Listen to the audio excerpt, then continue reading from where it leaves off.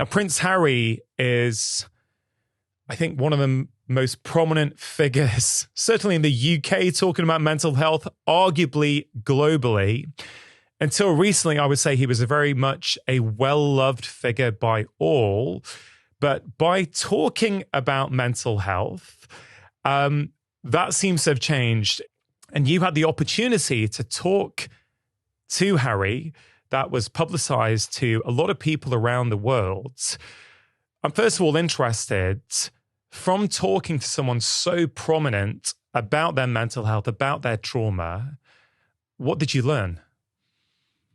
Well, having read Harry's book, Spare, which really is a depiction of a child deeply traumatized, suffering adult mental health problems as a result of that, in fact, in childhood as well, from that trauma,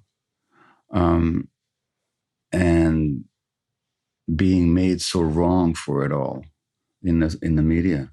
The first thing I learned is just how, well, there's a lot of things I learned by reading Harry's book and talking with the man. And by the way, I have to tell you, I really liked him. Yeah.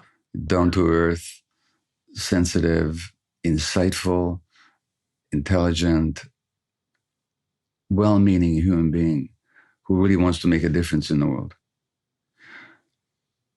So I learned about him personally. I also learned what he's up against, because in the aftermath of our conversation, I was just caught up in this gale of venom in a lot of the British press. And I was just astonished by the degree of poisonous commentary, poisonous attitudes. I just received a small portion of what he's been living with for so long now. Now, I was aware of Prince Harry's and his brothers' interest in mental health issues.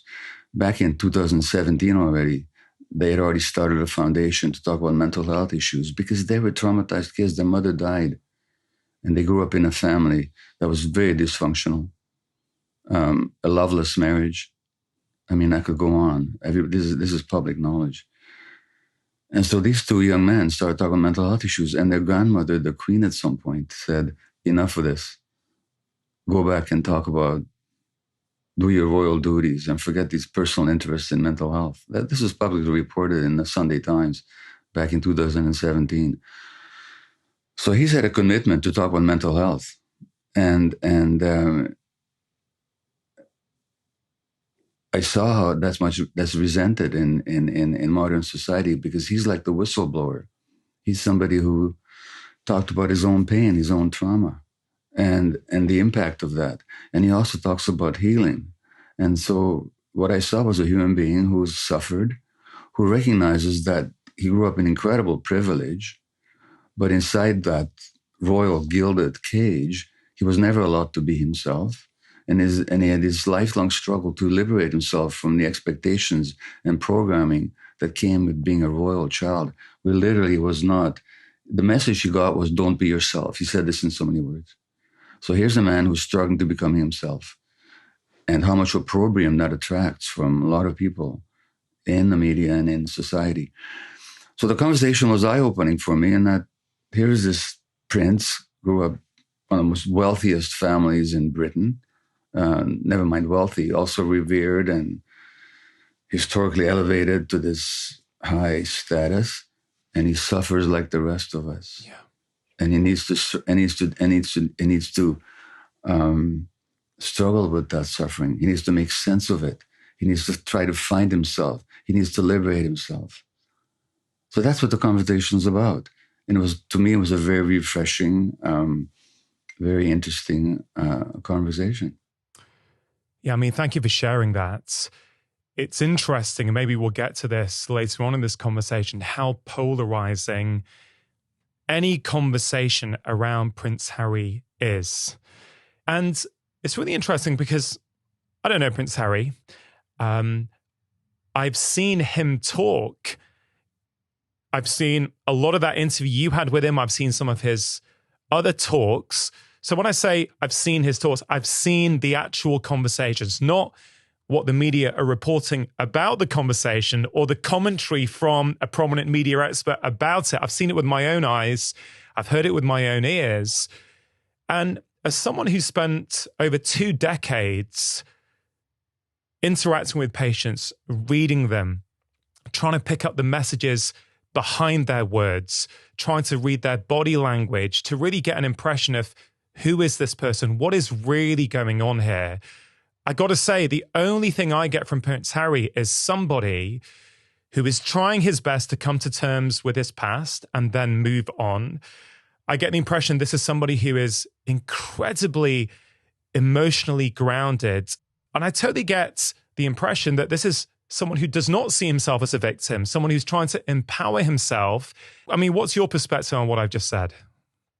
Well, that's how I perceive it as well. Now, he's a young man. He's 38 years old, 39, is he? He makes mistakes, but I'm 79 and I make mistakes, you know? And but the overall arc of his life is precisely as you've described it. And I do get the sense of a person who's very much committed to making a difference in the world. And in terms of victimhood, like I got all these, I got a lot of followers on Instagram, you know, and all these venomous notes about I'm unfollowing you because you talked to this ginger whiner, you know, and you got sucked in, you know, into he's not a whiner. But the British word is spelled W-H-I-N-G-E-R. How do you pronounce that? Winger or whiner or what do you say? Yeah, whiner, whinger. Yeah, ginger whinger they call them. Yeah, okay. Well, first of all, let me tell you something. Redheaded people are more sensitive than others. That's a physiological fact. They often need more anesthesia when they have surgery, for example. This is a well-known fact. Wow. So the more sensitive you are, the more you experience, the more deeply you experience, the more things hurt. That's his nature. He's and he told me that all his life he felt different from others. He's just more sensitive. But he's not a victim. He doesn't perceive himself as a victim. Not in the least. That's the first question I asked him. Yeah. And in fact, when we talk about trauma, which he experienced, certainly I have, and it's my work in the world, I don't talk about trauma as a way of victimizing people, but as a way of empowering them. And in Harry's own case, as in my own case, and a lot of other people, when you understand how you've been traumatized, then you have the responsibility and the freedom to do something about it. Yeah. So to recognize trauma. Now you can wrap yourself in this cloak of victimhood. I was traumatized. I can't help it. This is the way I am. Most people I know are not like that. Most people want to understand what happened to them as a way of empowering themselves to heal. And that's his particular trajectory as well. So he's not a victim. He doesn't see himself that way. I don't see him that way. And he is increasingly grounded. He's far happier now than he ever used to be, as he should be. And as far as his children, he's determined not to inflict on his children the kind of pain and emotional deprivation that he experienced in his childhood. And isn't that just what all parents want, is not to make our kids hurt the way we were hurt? I mean, again, it's the universality, the ubiquitous humanity that shows up in his life experience, despite his incredibly special circumstances. Yeah. That's what's so interesting.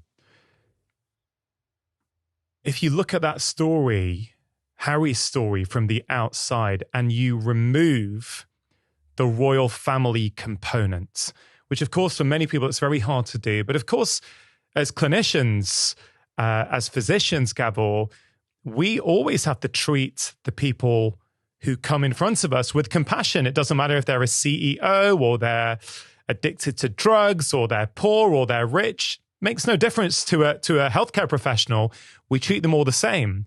So if you look at this as a human story and you remove the royal family element, we would be celebrating this, saying, wow, what strength to confront your past, to speak up about it, to try and move on, to try and not pass on your own trauma to your children. And so why do you think that is? Why, when you put the royal family envelope around this story, why does the narrative start to change? I think it's, first of all, people want to idealize. They want to have these fantasy bonds with figures whose lives they find glamorous and more meaningful than their own, and they don't want that illusion shattered. I think that's a part of it. But I think there's a more general cause, which doesn't have to do with royalty. So if you look at Harry's life, he's born to a young, emotionally fairly troubled woman who is in a loveless marriage, whose husband basically, Charles himself was a bullied, sensitive child, emotionally deprived. There was a story about Prince Charles, the current king, 5 years old. His mother, Queen Elizabeth, goes on a royal tour for several months. When she comes back, she greets him by shaking his hand. That's a deprivation. Ashley Montagu talked about the need to be held. When Harry's mother dies, Diana, his father comes into his room early in the morning to tell him, doesn't hug the child. Imagine telling a child that your mother just died and you don't hug the child. He spends a few minutes, touches the kid on the knee and says, it'll be okay, and leaves. And Harry's left on his own. Now, take that out of the royal context. Would you not see that as an example of tragic deprivation, emotional deprivation? Yeah. And so, and here's one of the funny things about the British press. I quoted Ashley Montagu, and I said that Montagu talks about the importance of cuddling and holding kids and skin-to-skin contact. And I said, even animals cuddle their kids. I mean, you tell a mother orangutan to ignore a child's emotional distress, or a mother monkey or a mother cat for that matter. I said, even animals hold their kids. The Sunday Times wrote that I said that the royal family treated like kids like animals. I said the opposite. I said they only wish they had treated them like animals, cuddled them, and they needed to be held. So that's an example of severe deprivation. Not anybody's fault. It's multi-generational in that family. So when I asked Harry, well, where does that leave you? He says it leaves me wanting to cuddle my kids and hold them all the time. Yeah. Because he doesn't want to pass that pain on. What is so difficult for people to understand about that? It's because people are themselves hurt and they have trouble looking at the sources of their pain. So when Harry talks about the source of his pain in his family of origin, and again, this is not a blaming conversation. We pass on our stuff. I did to my kids without meaning to. So he was in the same position. And now he wants to liberate his own children from that multi-generational transmission of essential emotional deprivation and trauma. He's vilified for it because he is speaking about what you're not supposed to talk about in the society, which is the emotional pain that suffuses so many families. If that conversation resonated with you, here is another incredibly powerful one that I really think you're going to enjoy. Here is this prince. He grew up in incredible privilege, but inside that royal gilded cage, he was never allowed to be himself. They were traumatized kids. Their mother died, and they grew up in a family that was very dysfunctional.